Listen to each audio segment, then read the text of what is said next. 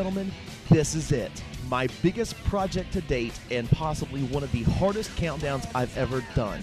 Seeing that this is going to be my last countdown for a long time, I wanted to go out with a bang for Season 2. And what better way to do that than to share not just 10, but my top 20 games of all time. Now, like I said, this was a very, very hard list to make, and I might have overlooked a few games to put on this list because all of them are so good. And as always, we've got a couple of rules for this countdown. The only one game per franchise rule is in effect, but with a twist. No games from my top 5 anime-based video games, top 10 NES games, or top 10 Super Nintendo games can be on this list. And, of course, the obvious, only games I've played can be on this list. Now, I want to note that the numbering system for this countdown and this countdown only isn't how I've rated the games. Like, number 19 isn't better than number 20. There was no possible way I could have rated these games compared to each other because all of them are so good. These games are in no particular order. They just happen to fall where I put them. So, without further ado, this is Crow Murder 15's top 20 games of all time.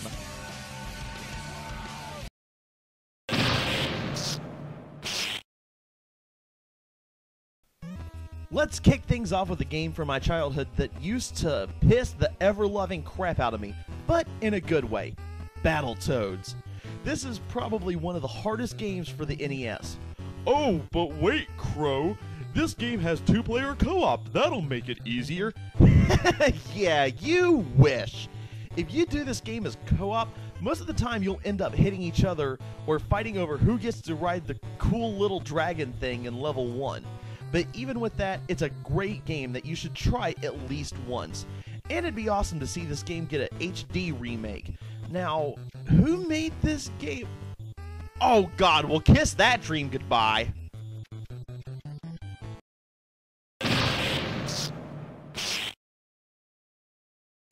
Speaking of games made by that company, here's one that drew a giant curveball at cute and cuddly adventure games, Conkers Bad Fur Day. It was supposed to be just another cute adventure game when someone at Rare decided, hey, you know what? Screw it! And made one of the first games to have a warning label on the box for the Nintendo 64. It's extremely crude, humorous, and loads of fun. I mean, what other game has you fighting a giant pile of shit that sings to you? I am the great mighty Pooh. Well, since this game's also made by Rare, I'm not going to hold my breath for a sequel or another remake anytime soon. Such a pain in the ass. If there was ever one game that got the Batman formula right, it was this game.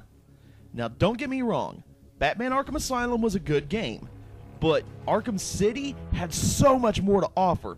More bad guys, more areas to explore, more gadgets, more side quests. Yeah, you get the picture.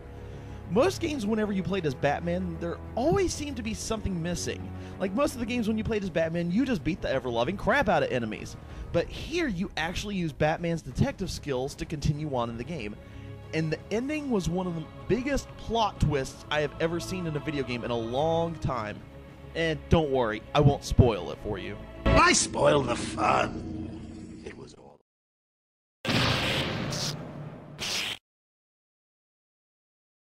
Whether you're a fan of the original graphic novels, the movie, or both, Scott Pilgrim vs. the World is an awesome beat-em-up. The graphics, music, and gameplay are all fantastic. It gives you that old-school feeling when you used to go to arcades and play games like Turtles in Time or X-Men. It also throws in some RPG elements with leveling up and being able to increase your stats by going into various shops and purchasing items, kind of like how you do in River City Ransom. I know that the series is over, but I'd still love to see some more of Scott Pilgrim in the future. Come on, Sex Bomb, you've got one more show in you. Band?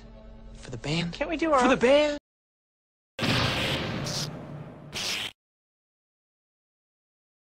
You want to talk about revolutionary?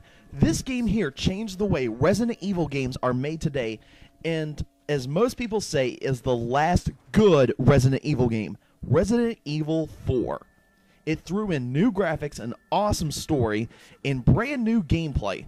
It took away the crappy camera angles and, in my opinion, introduced the over-the-shoulder cam that you see in current games today like Gears of War.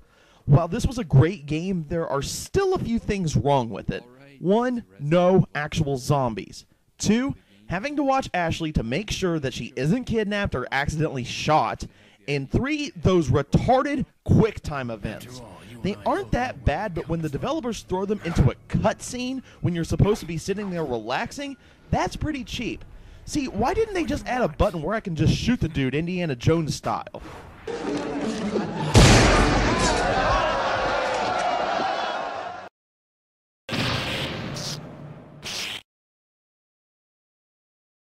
When you hear somebody talking about Castlevania, chances are they're talking about the older games rather than the new ones. Sorry guys, I'm not a fan of the new Castlevania games. But when I think about Castlevania, only one game comes to mind: Symphony of the Night. Now, a lot of people either love or hate this game. Hating it because it kind of moves away from the traditional style of older Castlevania games for the regular Nintendo. When I first played this though, I instantly thought of Super Metroid. The tons of areas to explore, new weapons, upgrades, power-ups, the works. Not to mention, if you had the right items, you could gain access to the inverted castle. And if you type in the name Richter after you beat the game, you can also go through the whole game again as Richter Belmont. Just be prepared for that old school Castlevania difficulty. You know, dying constantly.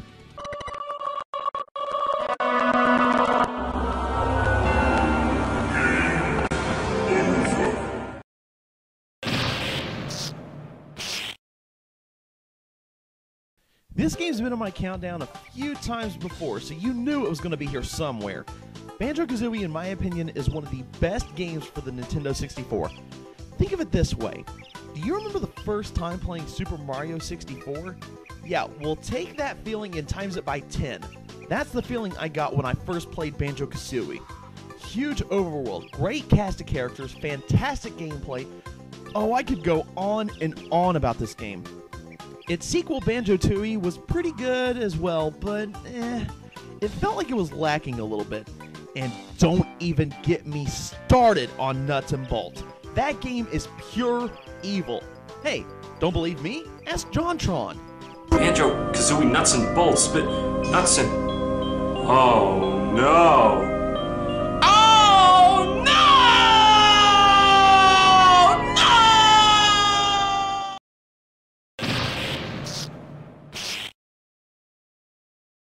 Here's a game series I wish I would have talked more about in my countdowns, but sadly, it never really fit into any of the categories I picked.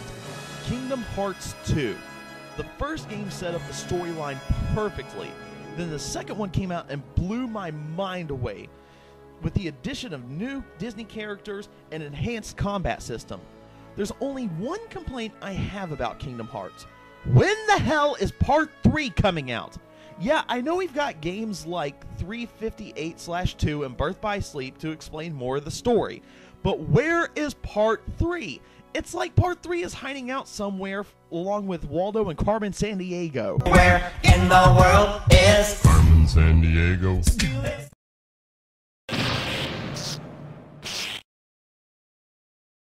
This decision was tough considering how many games Mario has been in. I was considering to put Galaxy on the list, but I remembered a little gem on the Super Nintendo that I loved playing, Super Mario RPG. This was actually the very first RPG game I ever played and fell in love with it. It's the game that got me into more RPGs like Chrono Trigger and Final Fantasy. It even had a really good and in-depth storyline with an amazing battle system. But weirdly enough, as big a hit as this game was, it never received an official sequel. Yeah, the Paper Mario and Luigi Super Saga games are kind of spiritual successors, but I want a true Super Mario RPG 2 with Geno included, damn it! But if I'm somehow not in this game, I'm blowing up Japan.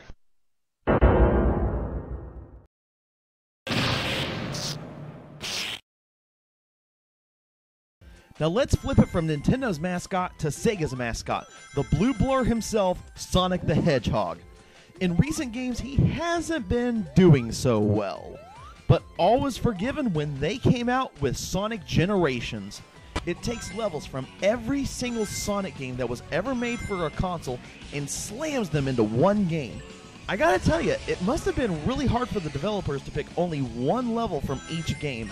My favorite level is probably the boss battle with Chaos from Sonic Adventure.